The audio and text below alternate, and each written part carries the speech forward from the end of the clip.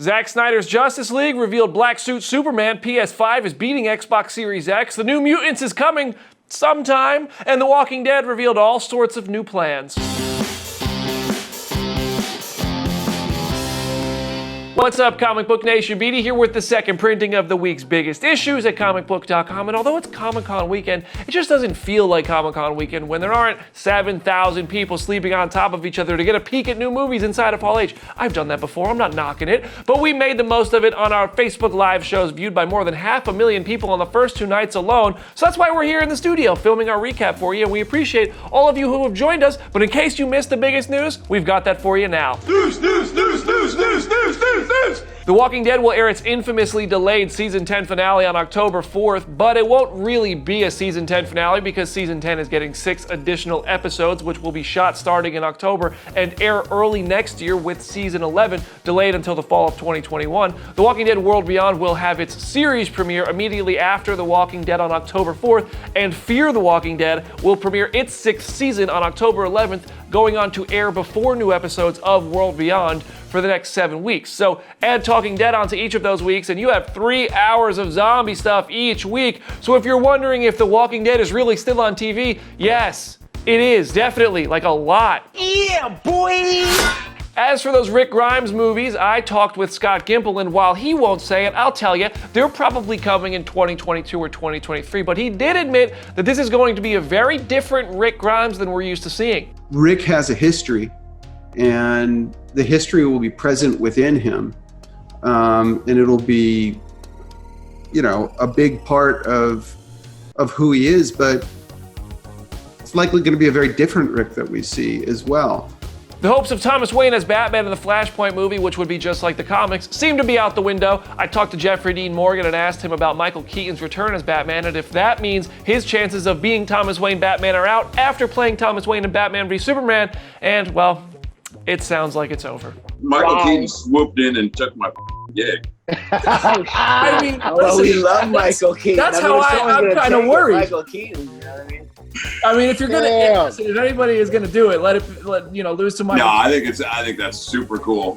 Look, you think that's never ever know. I possible? mean, ever since Zack Snyder walked away, my whole kind of bit in that world sort of walked away with him. Although there's always chat going on. Good news for DC, though. Zack Snyder revealed the first look at Black Suit Superman, a scene which was deleted from a theatrical version of Justice League, which was weird because it was literally in the Comic-Con trailer for the movie, and back then I'm pretty sure a lot of us thought it was Green Lantern showing up. Damn, that's beautiful.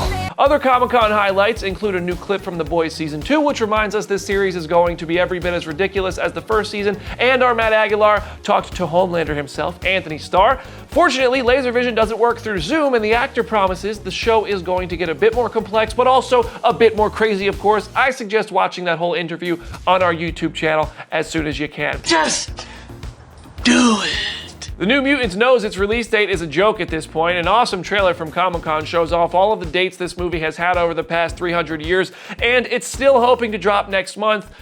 With the way this year is going, who knows? I sure as hell don't.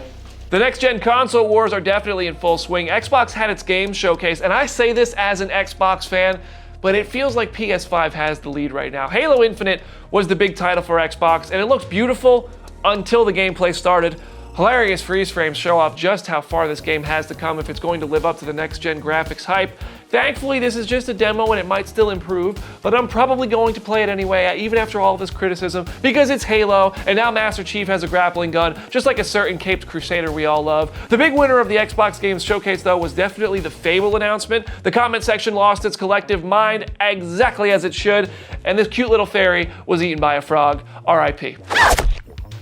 I will leave you with this. Your beloved Daily Distraction host, Chris Killian, talked to Todd McFarlane about the possibilities for Spawn on HBO Max, and he got the hot scoop.